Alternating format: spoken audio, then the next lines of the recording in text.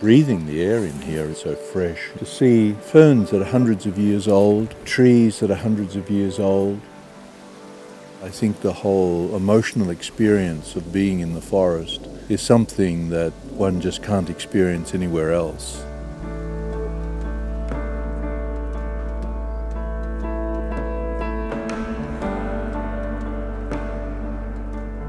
Central Highlands is home to some creatures that don't live anywhere else on Earth.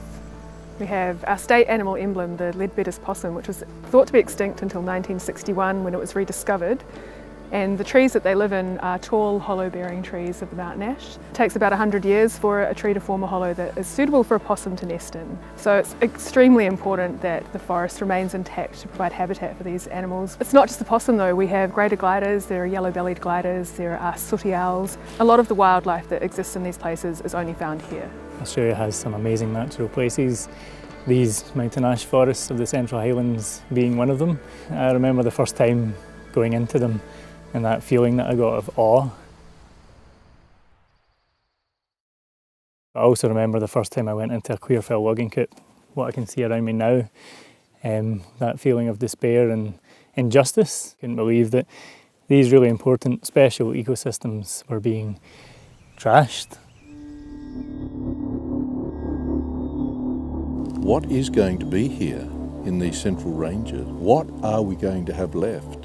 What are my grandchildren and great-grandchildren and great-great-grandchildren going to have available to them? And I find it very distressing that we're actually now responsible for destroying the planet that our kids and their kids are going to inhabit in years to come. And I feel a deep moral, ethical responsibility to conserve this place so that they can wander as I do and we do now through beautiful environments like this.